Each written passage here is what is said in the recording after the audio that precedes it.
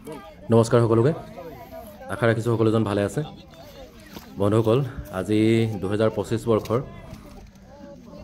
আজিৰ দিনটো আমাৰ বাবে খুবেই গুৰুত্বপূৰ্ণ এটা দিন কাৰণ আজি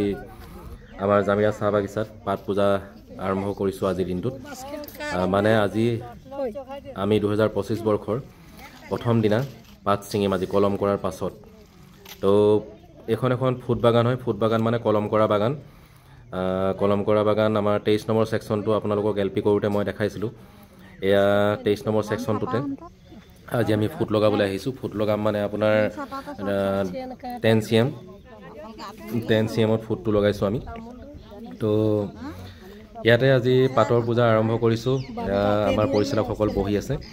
আৰু লগতে পণ্ডিতজনো আছে পূজা কৰাৰ পণ্ডিতজন এয়া 51 গৰাকী মহিলা আছে বৰ্তমান দুটা চালানৰ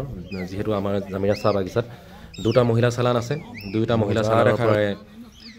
মিলাই কিনে 51 জনী মহিলা দিয়া হৈছে ইয়াত আজি প্ৰথম দিনটোৰ বাবে আৰু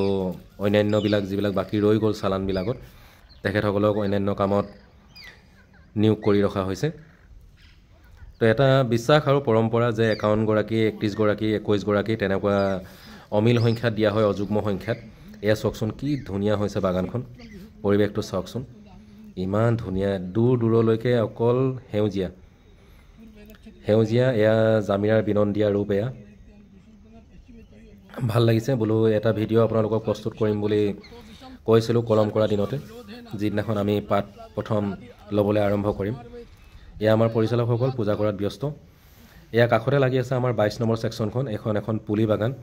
ইয়াতো খুব ধুনীয়াকৈ আহিছে কিন্তু পাতবিলাক সৰু হৈ আছে এতিয়ালৈকে ফুট লগাব পৰা হোৱাগৈ নাই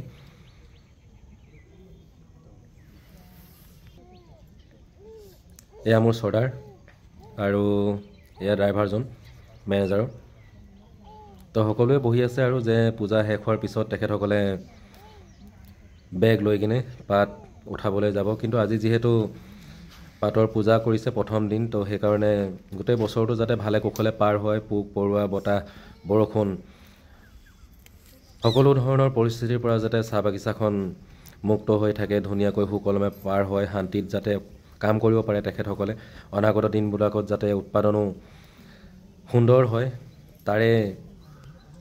লক্ষ্যৰে পূজাভাগ আগবঢ়োৱা হয় এয়া পূজা ইতিমধ্যে শেষ হৈ গৈছে ইয়াৰ দূৰত দেখিবলৈ পাইছে মই থিয় হৈ আছোঁ এতিয়া মিঠাই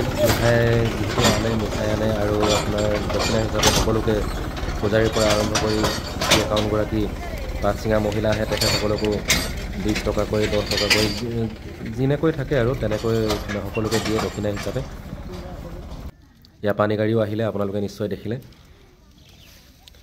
দেমাই লাগা ফুট একটা দেখা তো একটা গাছ চাওক আপোনালোকে চাওক যে ফুট লগাইছে এই যে ৰেড কালাৰৰ তেখেতসকলে 10 cm এই ফুট বুলি কওঁ আগতেও মই ফুটৰ বিষয়ে আপোনালোকক কৈছোঁ সেই ফুটটোৰ সেই লাঠিডাল যিডাল 10 cm লাঠি বুলি কৈছোঁ আপোনালোকক সেইডাল কলম কৰা দাগিটোৰ ওপৰত থিয় কৰি দিয়া হয় আৰু সেই দাগিটোত ইয়াক মই দেখাবলৈ কৈছোঁ চিলা ফুট একটা লাগা সুন্দৰ তাই এগৰাকী খুবেই দক্ষ প্লাকাৰ মোৰ এই সামনেকে গাছটা মে লাগা ওটা মে লাগা তাই যে এই কলম কৰা দাগটোৰ ওপৰত এই ফুটটো বহাই দিছে আৰু তাৰ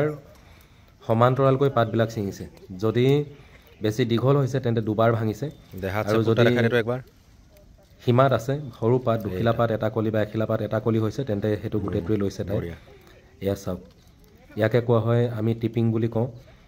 আৰু ফুট লগোৱা বুলি কয় বাগানৰ ভাষাত এয়া আপোনালোকৰ ফালে বাৰু পাত তোলা আৰম্ভ কৰিলেনে জনাবচোন